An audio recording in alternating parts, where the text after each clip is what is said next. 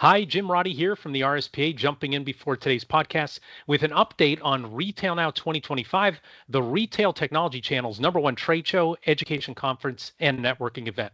So first, the basics. You can join RSPA and Retail IT channel leaders live and in person July 27th through the 29th on the Strip in Las Vegas at Caesars Palace. With nearly 200 exhibitors, Retail Now is one-stop shopping for VARs and ISVs, and with an expected 1,600 or more attendees, it's the place for extreme industry connectivity. Across just 48 hours, you'll meet new partners and new solution providers who can accelerate the success of your business. Now, here's something that's new for Retail at 2025. The focus of the event is going to be helping retail IT VARs and ISVs better compete against what we call the margin obliterating, VC backed, 800 number, one size fits all POS providers who don't have a channel. The general session and many of the 18 breakout sessions will address that topic directly, and the remaining breakouts will offer guidance to help you become a better leader, improve your company culture, grow your sales, improve your customer service, and learn about new technologies. So if you're serious about the Retail IT channel and you're serious about beating the 800 number guys, you have to attend Retail Now 2025, July 27th through 29th in Vegas. Retail Now is where the industry meets. For all the details and to register at discounted early bird rates, visit the Retail Now website today at gorspa.org/retail now. Again, gorspa.org/retail now. Enjoy today's episode.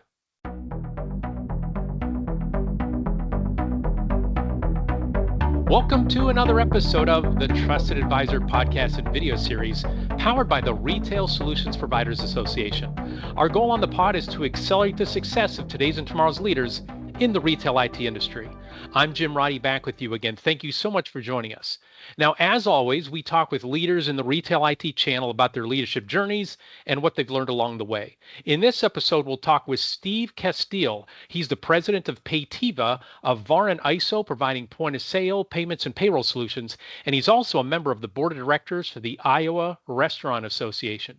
Steve's been an active RSP member, so you might have seen him speak at Retail Now 2024, where he was a panelist for the session Beating the Giants, How to Compete Against VC-Backed POS Solutions. Or if you attended RSP Inspire's Leadership Conference, you might have seen him on stage for the session Leading with Purpose, Best Practices for Employee Retention and Engagement. Steve, welcome to the Trusted Advisor. Thank you. Happy to be here. No, glad to have you here. And so you and I don't go way back. Most of my relationship is seeing you on stage and being impressed with your organization and the things that you're doing there. And so before we get into it any further, can you help our audience get to know you and Payteva a little bit more? Like I gave a one-sentence description of your organization, your background.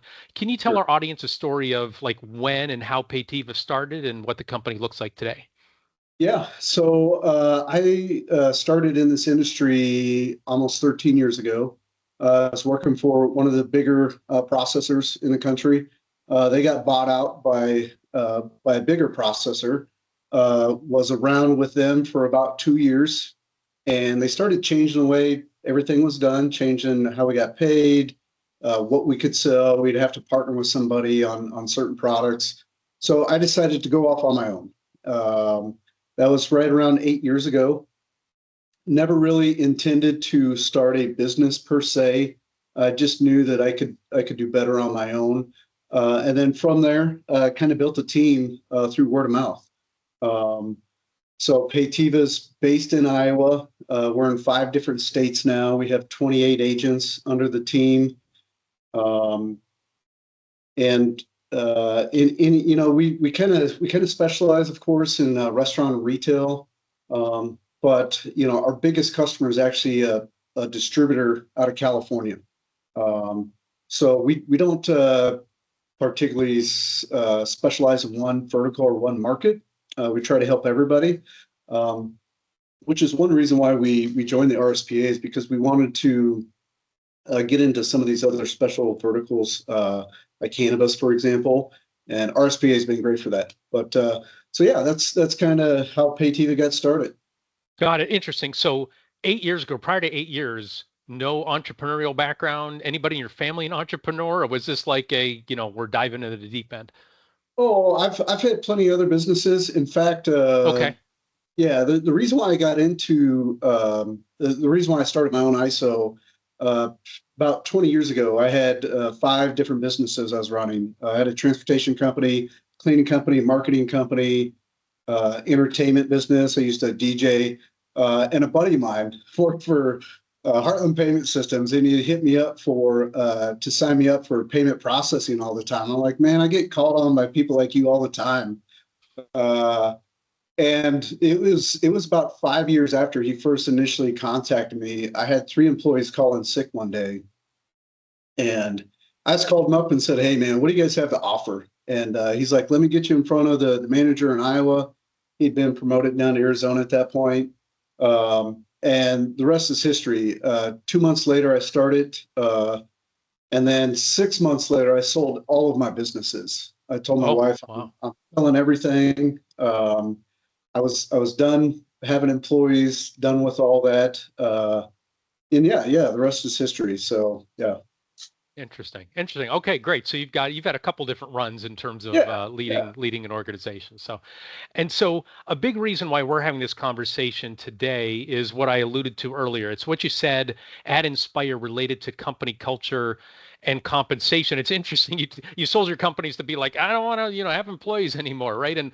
But what you said on stage was at Inspire, we don't look to hire sales reps. We don't want employees. We want invested owners. And so you mentioned you offer a vested interest program where employees can buy equity in the company, and you have a survivorship clause for residual payments. So I think I know why you did that, right? Based on what you said now, you don't want all these transactional people just leaving, not caring. But where do these ideas come from? And then how do you execute on them as an SMB business owner?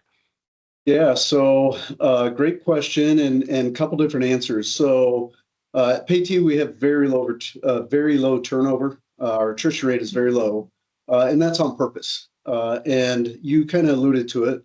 One, we have a program where employees can buy equity into Payteva. They have to be here a certain number of years, and we only allow so much that they can buy into at a time. But they have the opportunity to purchase equity into Payteva.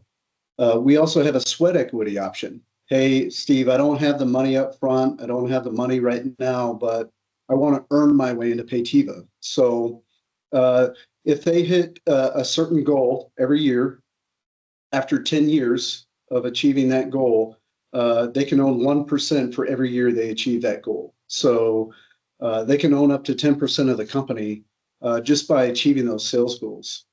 And then another thing we do is the survivorship clause with our residuals. Once an employee, an agent becomes vested, that residual stays with them forever. So if they leave, we'll still continue to pay them. If they pass on for some reason, then we'll pay that money to their family, next of kin, their beneficiary, whoever. But yeah, every employee who's vested, they get that they get those benefits. And can you talk about the ROI on it? Because I can imagine I was self-employed before many years ago, before I came to the RSPA. And in my mind, I'm like, that sounds expensive. That sounds expensive. Like, how do I afford it? Can you talk about what's the payback on that? What's the ROI to be able to do those things? Sure. So, me as a leader of the company, I understand, I love Steve Jobs. I'm a big follower of Steve Jobs. I've read a lot of his books, a lot of his biographies and all that. He had a saying, I don't hire people to tell them what to do, right? I hire smart people for them to tell me what to do. So I understand that all of our success is because of my agents, my sales reps. So I feel the best way to reward them is to give them a piece of the pie, right? So as far as return on investment, so yeah, they do have to hit a certain quota to achieve that equity status for the year. If they do, then after 10 years, it's paid for itself. It's already paid for itself by the time they receive that equity. So more than anything, we all know this. Anybody who has kids, if you buy stuff for your kids, they don't appreciate things, right? But if you make them pay with their own money, they treat it better. They treat it nicer. They have more of a vested interest, and we're not an ESOP by any means. but everybody feels like an owner in the company, right? So, we did that intentionally, and so far it's worked great for us. Got it. Thank you. And then do you promote like this whole vested interest program when you're recruiting? Before we hit record, you talked to me about your, standing up and getting hiring some people inside your organization. Is this something that you lead with to try to get the attention of the right people, right? Now, somebody who's not just looking for a quick hit, right? You're looking for somebody who's really going to retire from your company. So do you use that as a recruiting tool? 100%. Yeah. Okay. So there's 1,000 ISOs out there, right? And a lot of them claim vested, residuals.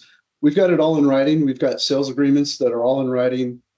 We share those with potential new hires. So if at any time they have any question, if they need to sit down with their financial planners and say, hey, listen, this is something that I'm planning for in the future. How does this look? How soon can I get it? We've got blueprints on how to hit certain residual marks in less than a year. We have a blueprint that gets our reps to 10K per month in less than a year, and that's the vesting status right there. So we give you the blueprint so that you become vested in less than a year. For some reps, it takes about 2 years, but if you really do it right, you can achieve it in less than 1 year, and then once you get that, it's yours for life. Yeah. Yeah. And it sounds like it would attract, like you think about, when you hire somebody who's really young, they don't care about health insurance. They don't care so much about 401k match or anything like that. It seems like this is attracting for you somebody who's been in the workspace for a while, has more responsibilities, and they're looking for a long-term home as opposed to, I can make 10 grand more here than I did at my prior employer. Am I understanding that correctly? Like it seems like it would turn away the right people and it would attract or turn away the people who wouldn't be a fit, and it would attract the right people. Am I understanding that correctly? Yeah, 100%. On top of that, we'll also share. Some of our agents have said, "Hey, you can share my residual with them. We'll cover their name, the accounts, and all that. But we'll show, hey, from this is when they started, and this is where they're at." Right? We have some reps who have been with us for 2 years, and they're making 20,000 a month. Okay, in this industry, very attainable. So we show them real numbers, right? And we show them, hey, this isn't a pipe dream. You're going to be able to achieve this if you follow this blueprint. Mm-hmm. We'll also show them some of the people who've taken longer, right? Hey, here's somebody who's been here, and they're okay with that, right? They're okay with making a lesser amount, whatever. But we show them the good and the bad, right? And then on top of that, we also have other incentives. We have a president's club. We have sales and trips. And then we have, we kind of took this from one of my previous employers. We have paintings. So once you get to certain marks for residual, 10K, 33K, and 50K per month, then you get paintings, right? And it's just something you can hang on your wall to remind you of your success, right? Okay. To remind you of your achievements. Some people hang them in their office. Some people take them home. Some people don't even take them out of the box. But something we took from another employer, and it's really great because it lets them know, hey, that first one is especially great too, because it lets them know, hey, I'm vested. No matter what happens, I'm going to get this money. So Interesting. Well, thank you for that. So that's a lot about the internal structure. So, and we're talking about the people. And as you recall, Steve, from the workshops that we had at Inspire, right, a big foundation to competing with what we call the out-of-town VC-backed 800 number guys is your culture and your people. But an important step is getting those folks involved in the right community, the local community, because the 800 number guys just can't do that. So I saw Payteva is a member of, it looked like on your website, at least a dozen associations like the Cedar Rapids Metro Economic Alliance, the Clear Lake Chamber of Commerce, the National Association of Women Business Owners, Iowa chapter, and then the Technology Association of Iowa. So I'm curious, why do you invest time and money in local groups like that? For a bunch of reasons, right? So we like to put our money where our mouth is, right? We're, as you say this, I just sponsored a dance team in Ankeny, Iowa last night. But we're big in backing up what we say, right? We have a local competitor. We're not saying any names, but they have a huge campaign where they push local, right? Any organization that we can support. So all the chambers, all the associations, not only are we members, but we actively participate, and then we actively participate in their trade shows, their conferences. We think that's very important, right? We know we're competing against, the big VC-backed companies. And our saying is, how many times are they going to have lunch? How many times are they going to bring their family for dinner here? On top of that, how many times are they going to come here to your business to support you versus being on an 800 number, right? Even if we're 2 hours away, like for example, Waterloo, Iowa is 2 hours away from Des Moines, we're still more local than any of these VC-backed companies, right? So not only do we say, hey, we're local, but we're going to support these local organizations. We believe that, supporting local is more than just a campaign. So that's why we joined all these associations. And on top of that, it's a good business decision for us. Inside of these organizations or other businesses who are like-minded, right? They want to work with local businesses. Yeah. So that's why it's important for us, and that's why we're a part of so many associations. And I think we need to update our website because I think we're up to over 20. Are you? Okay. Associations that we're a part of. Yeah. All right. Well, Yeah. good. And it seems like it also feels like a lot of RSPA members that I talk with, especially the VARs, the ISOs, they talk about what builds your business and they talk about word of mouth. But it seems like you joining, I guess I can't picture you with a spreadsheet going, the Clear Lake group, what's the ROI on that? Like it's not a mathematical equation for that. But my guess is with you getting involved in these, local, it makes sense and it's part of your pitch in order to do that thing and to be able to rub elbows with these folks. And again, not just rely on cross your fingers word of mouth. It sounds like you're supercharging and giving some fuel to that word of mouth. Yeah, it's 100% about building relationships. It's part of our blueprint, right? Our industry, our business is so hard to get in front of people, right? There's, as I mentioned earlier, there's thousands of ISOs out there. When we call merchants, we're the third or fifth, processing company to call them that day. It's a real thing, right? So more than anything, yes, we're looking to build those relationships. And you mentioned Clear Lake, Iowa, right? We have a rep up in Clear Lake. So one of the things we said is, hey, we need to join some local organizations just to show that, hey, yeah, we are local. We want to support local and build those relationships. Got it. I can just picture people listening now. What do I need to be successful? Join the Clear Lake Chamber of Commerce and sponsor a dance team. There you go. Yeah.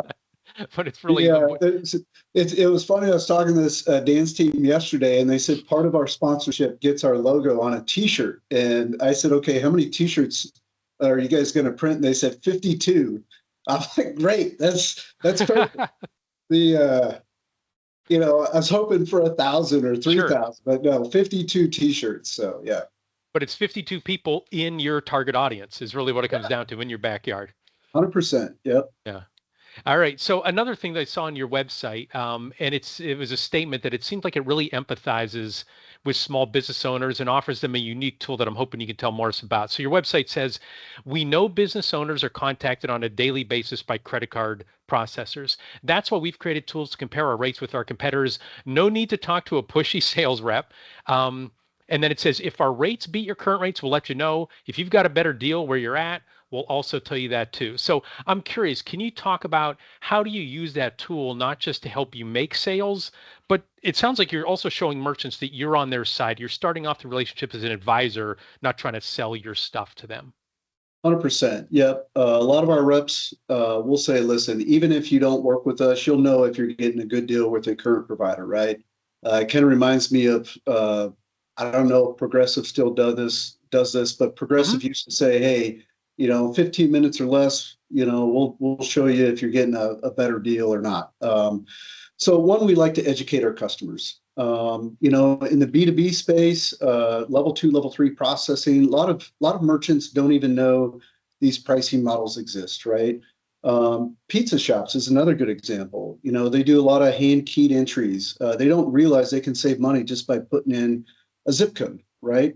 So more than anything, we want to educate our customers. The last thing we want to do is be pushy. So we have a no obligation quote tool on our website where you can punch in your numbers and it'll show you, and we're using industry averages for interchange.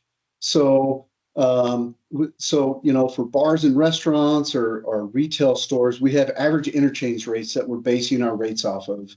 So when they plug in their numbers and they enter in how much they pay, it'll show, hey, you've actually got a great deal, or hey, you could do better. Um, from there, they have the opportunity. We don't collect any of their info at this point. So they don't have to give us their name, their phone number, and email. We're not going to spam them with anything. At this point, if they don't want to move further, they don't have to. But if it says, hey, we can do better, would you like somebody to contact you? At that point, they can send us their information. So once again, we're not going to spam them. From the very first interaction, we don't want to be pushy with them. And from the very last, hey, if for example, one of our reps just talked to a coffee shop here in Iowa. They've got a fixed rate with Toast, and I told them, hey, we can't do that. We're going to lose money if we do a fixed rate. Toast is actually losing money with them. So we went back, and despite Toast, we said, hey, you should go sign up with Square. You'll get a better rate. But we can't. From a financial point, we'd lose money, right? Mm-hmm. So we can't sign them up, but we still let the merchant know, hey, there's still a better option if you're looking to save money. You could go sign up with Square. So yeah, all of our reps, we try and push that. Of course, we have some reps that do get pushy at sometimes, but I know how I want to be treated as a consumer, and that's how I want our reps to be treating our potential customers. And this is interesting because we started talking about culture, but it seems like all these, like this tool ties into your culture as well, right? You are not in an adversarial relationship with your employees. You're on the same side of the table. Let's make this work long term. And then with the community, right? You're on the same side as a community. You're going to be in the same place as they are. And then just with this tool as well, I remember Gil Cargill, he was an advisor in the channel. He'd worked for IBM, and he had a really deep voice and a great quote. And he said, as a sales rep, I had a choice to be pushy or poor. I chose pushy. But it seems like what you're saying is you're not choosing pushy. You're choosing, hey, let's see if it's the right fit, because it ties in with everything else that you do. You're always on the same side of the table. And that's like an overarching message you're trying to communicate almost subtly as opposed to overtly, if I'm understanding that correctly. Yep, 100%. At the same time, we don't like to play the price game because we know our value. Everything that we sell, we stock in inventory in our back room. We also sell paper, all the printers, everything that we sell, we have a backup of. And we'll let customers know, hey, listen, yeah, you probably could get a better price. But at the same time, what's more important to you? Your uptime for your business or having the best price. So yeah, along with, having great prices, being local, we also want to make sure that we are getting, the value that we provided or we are providing in return by having good, healthy, margins on our contracts. Yep. No margin, no mission. So I'm going to ask Steve about his personal leadership journey. But first, we're going to pause here to let our listeners and viewers know about the Retail Solution Providers Association. The RSPA is North America's largest community of retail technology VARs, software providers, vendors, and distributors. To accelerate your success through an RSPA membership, email membership@gorspa.org. And if you're not a member, we will not push you to become a member. We will look to see if it is the right fit, if it's the right community for you. So also, we want to make sure we thank these companies who support the RSPA community and make this podcast and video series possible. Our platinum sponsors, Blue Star. Our gold sponsors are CoCard, Epson, Heartland, and ScanSource. And then finally, registration's now open for Retail Now 2025, the Retail IT Channel's #1 trade show, education, conference, and networking event. This year's event is set for July 27th through 29th at Caesars Palace in Las Vegas. For information, visit gorspa.org/Retail Now. Retail Now is where the industry meets. So like I said, let's talk about your own personal leadership journey, and you gave a little bit of background before, but I'm curious, like, how would you describe your leadership style? So are there a few like overarching words or phrases that represent what you're striving for as a leader? Sure. Before we get into that, I just want to say Sure. one thing about your little commercial there. If you're watching this and you're not an RSPA member, you need to join today. Jim likes to talk about return on investment a lot, and we got our monies back in the first month. And I'm not saying that. I can tell you 100%. Everybody at the RSPA organization is amazing. I've been connected to so many different vendors, so many different leaders. If you're not a member, you need to join today. So, Very kind of you to say. Thank you, Steve. yeah. So, as far as my leadership goes, I understand I don't know everything, and I tell everybody that, hey, if you've got a better idea than me, I'm more than happy. I lead by the way I like to be led. Where I came from, we used to have they'd call them daily hot seat calls, right? And I used to hate it. My manager at the first of the month, he'd, Steve, what do you have in the pipeline? What's cooking? And I just hated that so much. So here at Payteva, we don't have the daily hot seat calls. We don't have daily intention emails or anything like that. The thing that tells me if you're selling are the numbers that you're putting up. So if you're putting up numbers, great. The other thing too, I don't think we mentioned this yet. I know we've talked about it before. A lot of our reps are 1099, so we don't have any quotas here. But we do have incentives. So if you hit a certain amount, then you get incentivized, right? We have different incentives for different levels of quota that's sold, but we don't have quotas. So I don't think it's necessary for me to call you every day and say, hey, what are you putting up on the board? If a rep doesn't want to sell anything this month, they don't have to. But going back to the question, my leadership style is very laid back, very open door. Once again, if you have a better idea, if you think we can make money or better serve customers in a different way, I'm all ears. It's not, Steve's way or the highway. I'm totally open to any ideas. So how do you get results? Because obviously you've had success doing this. How do you get results with being laid back at the same time? How do you blend those two together as a leader? Yeah. So, in incentivizing people. So one of the things that we incentivize people with are trips to, for example, Retail Now, right? If you want a trip to Retail Now, then you have to sell 20K in a month and you just earned your ticket. If you want to go to the Midwest Acquire Show, sell 20K. If you want to go to the Southeast Acquire Show, maybe you don't want to go to a show, but maybe you want some financial benefits. Sell 15K and you get a $500 bonus. So there's ways that we incentivize without being pushy. I have a feeling that quotas are kind of I think they work negative in a way. That's my own feelings, right? It's kind of like a cash discount model, right? Nobody likes a surcharge, but everybody loves a discount. I have the same feeling about quotas. Nobody loves a quota, but everybody loves an incentive, right? Yes. We're incentivized every day. If you go to Target and you buy $100 in home goods, you receive 20% off. So that's how, on the sales side of things, we manage it. And so far it's been great. Like I said, our attrition rate compared to the industry is very low. So yeah. Got it. Okay, so you're putting more of the carrot out there than I played on a rec softball team, and one of the guys was a sales manager for a radio station. He said he'd get up on the table, take off his belt, and start swinging it around and go, sell, sell, sell. We don't do any of that. No. I hope you're joking.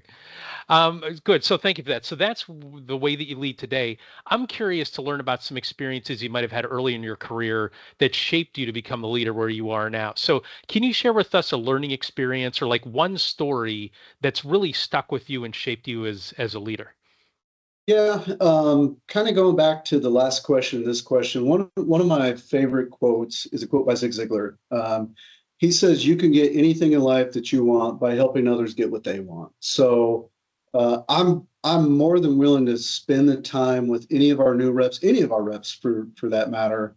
If it means that they either learn something, it helps them get a deal. I always make myself available to them. I do have time with my family, but if there's something that they need help on or anything, I try to make myself available to help them because I know it's going to get returned in some way or another. For me, that's a financial return if they go and sell something. But I love Zig Ziglar saying, if you help others get what they want, they'll help you get what you want. So. Got it. Love it. In fact, I love it so much when I was at Jameson Publishing, that was a Business Solutions magazine. We put up on our office, this is when everybody worked in the office. We had like two sides of the building, and we had that exact Zig Ziglar quote hanging over the Yes. door frame, so everybody saw it every single day. Um, so thank you for that. I'm also, so throughout this year, I've been working up the courage to ask this question to every leader who appears on the Trusted Advisor. So maybe this is me putting you on the hot seat when you don't like the hot seat, but I'm curious, can you tell us about a mistake that you made as a leader and what you learned from it? It can be a recent mistake, it can be a long time ago, could be a colossal disaster, it could be something that fell short of your standards. Just curious about, again, a mistake and what you learned from it. I've made a lot of mistakes, and I'm willing to admit them. But 2 years ago, well, in the past, we signed up with a processor, and I didn't read the contract. I signed the contract, and I didn't read all the fine print, and it bit us. It bit us pretty hard. And so much that there was a lawsuit involved, and that's probably as much as I can say about it. But I went to the team and I said, "Hey, I made a mistake, but this is how we can make it better. Here's as long as we can set the expectations with what we know from this now, we can work with this." And to this day, we're still working with that processor now. So it was a pretty big mistake, but like I said, today we're still working from it. But with anything, and I tell all my reps, listen, I don't care what the truth is. We just need to know. Okay. Nobody in this industry, if something happens, if a lie gets told, nobody dies, right? But I just need to know if you can tell the truth. We can go from there, right?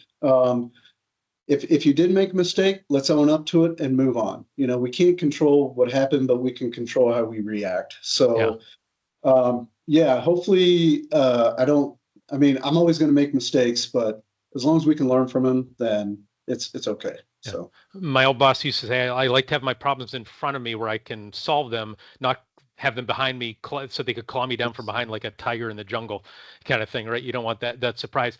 Can you talk, because there's a lot of leaders who don't get vulnerable like you did in front of their team. They feel like they can't admit a mistake. So can you talk about, you're still able to lead the organization, maybe lead the organization better if you're telling people, I need you to tell me the truth, by you telling them the unvarnished truth and when you made a mistake. Can you talk about, that balance as well?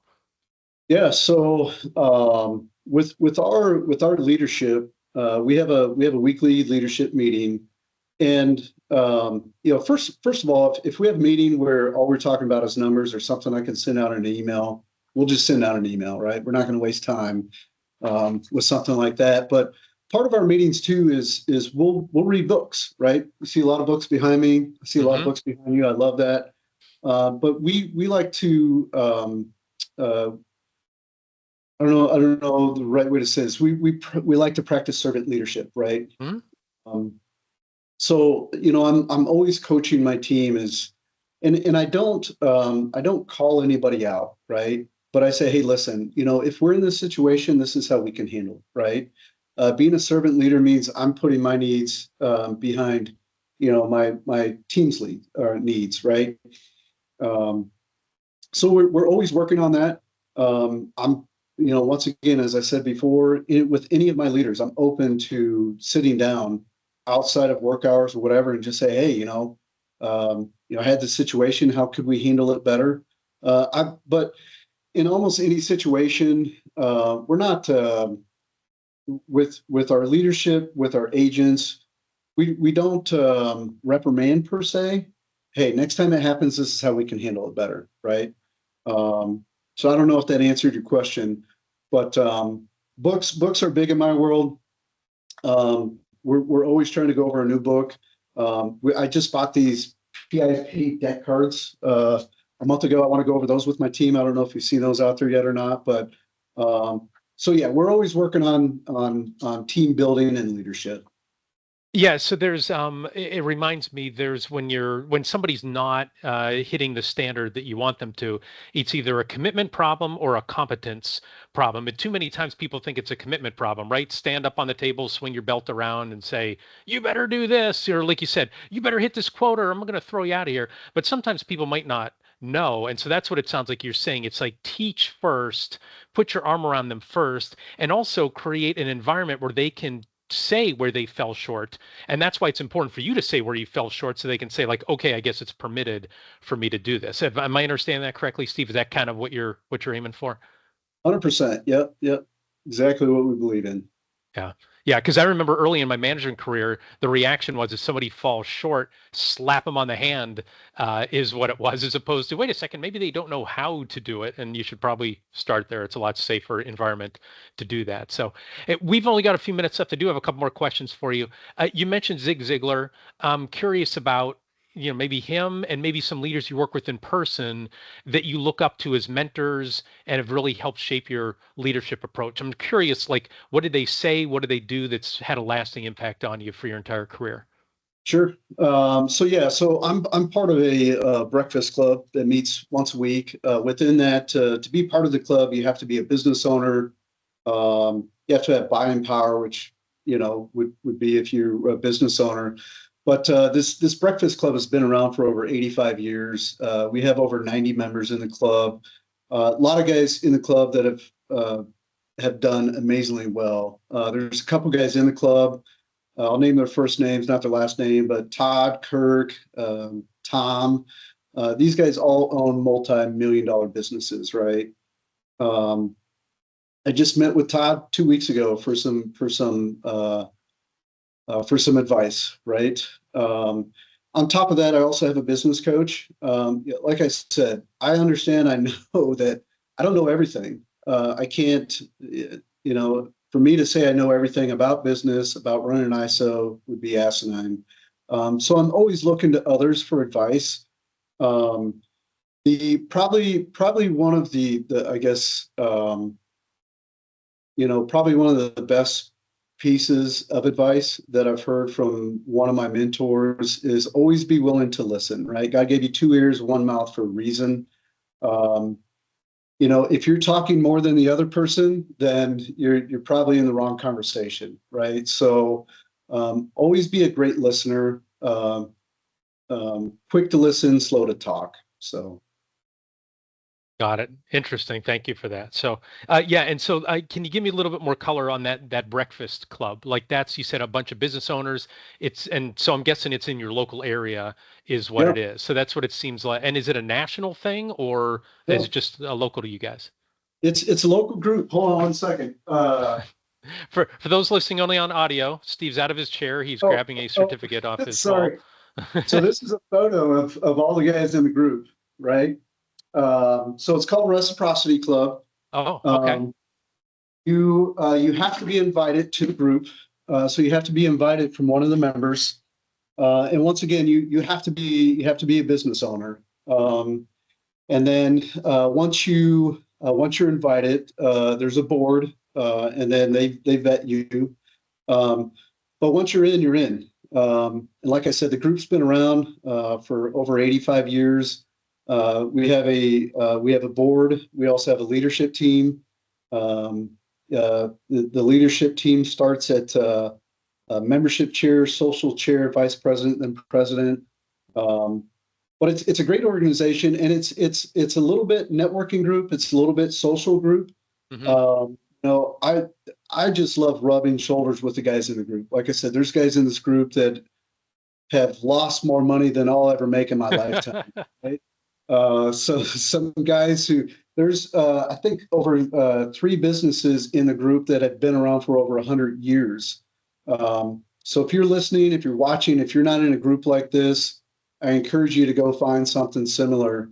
It's like I said, it's not pure networking. It's kind of a mix between social, mentorship, leadership group. It's an amazing group. So Interesting. I love the name because I love the law of reciprocity, right? When you give something to yep, somebody, they feel obligated to help you. And like that is the way that it should be. Mark Olson, of retired president of APG Castro, would always say, build relationships before you need them, right? Don't be yep. transactional. I'm doing this for you because I'm expecting something back, but I love that reciprocity. So, all right, Steve, last question for you today. So, like we've covered a lot, but I'm curious, like your final advice for our audience. And so let's say you have like a 3-minute ride share with a small business leader that you've never met before. You're going to the airport and they say, Steve, give me some advice. Lead an organization. So what would be your leadership advice for our Uh, audience?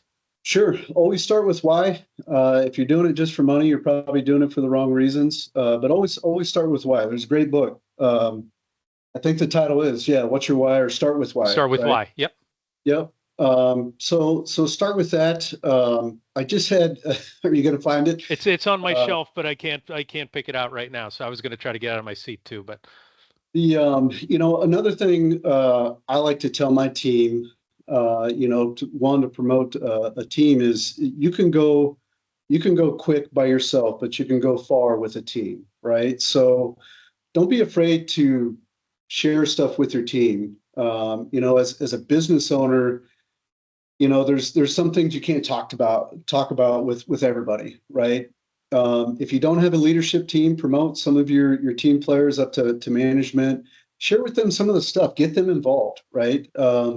Once again, going back to that vested interest, if they feel involved, if they feel like they have ownership, then they're going to be more conducive to doing things, I guess, in a better way. I don't know. That sounds goofy, but open yourself up, listen more, talk less, mhm. and you'll do great. So, No, thank you for that. I was just talking to a member of one of the RSP leadership team yesterday about the importance of humility, right? Being foundational, where, like, to me, if you have humility as a leader, you can walk into a conversation with an idea, but if someone else comes up with a better idea, there's almost nothing better than that. You're like, oh, good, that's better than the idea I had, and you're yeah. happy to go and run with that. But that takes humility that you don't have to be the big shot and who has all the answers.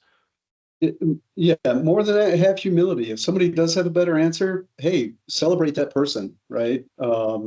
Yeah. So, Excellent. Very nice. Well, that does it for this episode of The Trusted Advisor. If you enjoyed our discussion, be sure to subscribe to the RSPA YouTube channel and the Trusted Advisor podcast so you never miss an episode. Before we go, big thanks again to Steve Casteel for sharing his wisdom with us today. Thanks also to RSPA Marketing Director Chris Arnold for his production work, Joseph McDade for our music, and last but not least, thanks so much to you for listening. Our goal at the RSPA is to accelerate the success of our members in the retail technology ecosystem by providing knowledge and connections. For more information, please visit our website at gorspa.org. Thanks for listening and goodbye, everybody.